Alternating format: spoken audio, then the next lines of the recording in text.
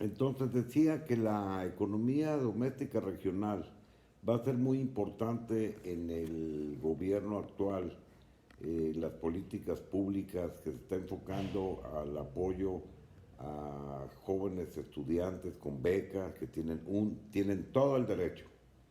Los indigentes, viejitos que a fin de cuentas en toda su vida pagaron, compraron, se pagaba el impuesto automático, tienen derecho también a un apoyo, la discapacidad increíble, pero estaba abandonado en México, tienen todo lo justo y derecho de que el gobierno federal les otorgue todo un apoyo para estudiar o para que ellos hagan su vida productiva.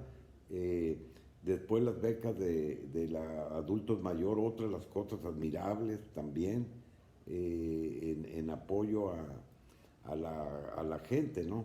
Entonces, yo ayer explicaba que en Israel, cuando se creó Israel, se creó una economía muy interesante. Japón igual, cuando cayó en la guerra y vuelve a, ¿cómo se llama? Vuelve a nacer.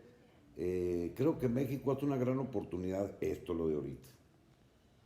Volver a empezar, se acaban, va a ser muy difícil, ya vieron lo que pasó con el petróleo, decía una investigadora de Nueva York, de una de las consultorías más importantes, que el problema, llegaba el petróleo y ya no había almacenamiento, no había capacidad de almacenar, de guardar más petróleo, petróleo barato que pudieran comprar la gente, pero pues no hay consumo, volvemos a lo mismo.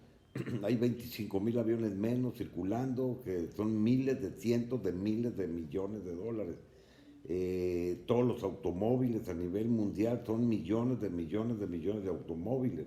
Entonces está interesante lo que dice esta doctora investigadora en la cuestión de la economía petrolera.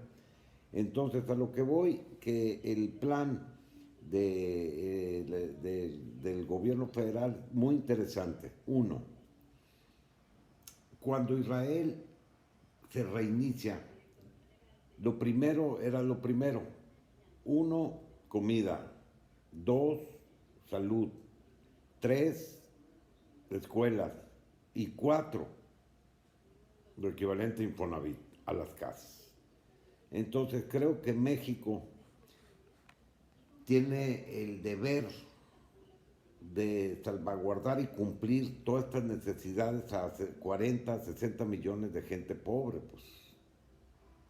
Ahora, el que tiene, pues que sigue exportando, si va a poder tener consumo, ¿no?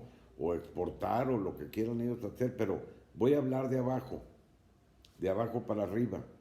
Entonces, en la economía doméstica, los kibbutz fueron sociedades comunitarias en Israel.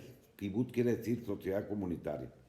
Entonces, cuando Israel empieza a hacer los kibbutz, los campos, a producir, kibbutz Hebrón, donde yo viví, a producir pavo y papa, kibbutz Shafaim, a producir cebolla, ajo, betabel, berenjena, y ahí te vas en diferentes kibbutz, ¿no?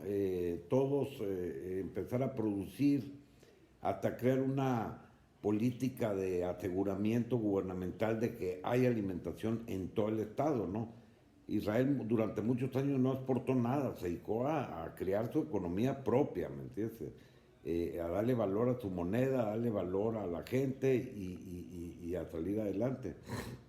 Entonces, esta economía regional doméstica, cuando Israel ya logra tener totalmente un control de producción para autosuficiente para los 1.500 kibbutz o 300 kibbutz en aquel tiempo, pues es cuando cruzan al otro nivel, le dan un paso, empiezan a crear el abastecimiento de los invernaderos, porque Israel es muy chico, Israel es chico prácticamente. Entonces empiezan a aprovechar el agua una gota por minuto por árbol, los invernaderos, y empiezan a producir, les empieza a sobrar la mercancía, la naranja, los cítricos, la sandía, melones, y lo empiezan a exportar ellos a Europa. Europa está muy cerca por avión el caso de Israel a Alemania, a Francia, a Italia, a todos esos países. Entonces ahí es cuando empiezan a exportar ellos, pero ellos tenían, nunca descuidaron la economía de abajo, ¿no? Entonces, voy a esto. Israel en la actualidad, los kibbutz, independientemente que es para la comida de autosuficiente para todo Israel, Tel Aviv, Haifa, Naharía y los 1500 kibbutz que hay, aquí lo importante fue que Israel no perdió su sentido correcto de proteger la alimentación, la vivienda, la educación y la salud.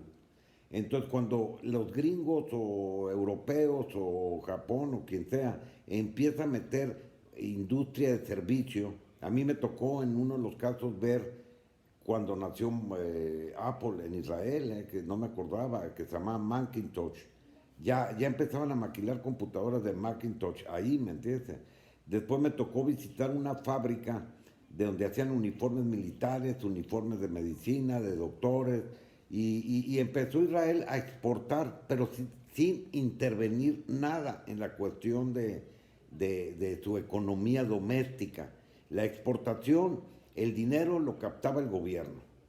No tenía nada que ver los kibbutz. Los kibbutz seguían en su economía con su new shekel o shekel, como se llamara su moneda en su momento, y alimentación no faltaba, casa no faltaba, salud, escuela y guarderías y todo lo que tenían que tener los kibbutz, ¿no? Entonces México creo que es una gran oportunidad lo que está pasando, para que uno, se vuelva a recuperar la agricultura tradicional en el país. En el caso de Sonora voy a hablar, hay una infinidad de pueblos que pueden producir lo básico, desde todas las verduras, desde tomate, ajo, betabeles, zanahorias, melones, sandías, y crear una economía regional con empresas entre ellos mismos, ¿me entiendes? Crear un polo de acopio o un polo de acopio económico para que no haya de más la producción, haya exactamente, ¿no? Entonces, esa economía se queda en la región, el que produce queso, el que produce ajo, en Rayón o en San Miguel Orcasitas, en Pueblo Nuevo y Tres Álamos, y ahí nos vamos, ¿me entiendes? En todos estos pueblos, pues se forma una economía interesantísima, ¿no? Independientemente que los grandes produzcan 10,000 hectáreas de uva y pues que el consumo quién sabe cómo vaya a estar, pero es problema de ellos ya, ¿no?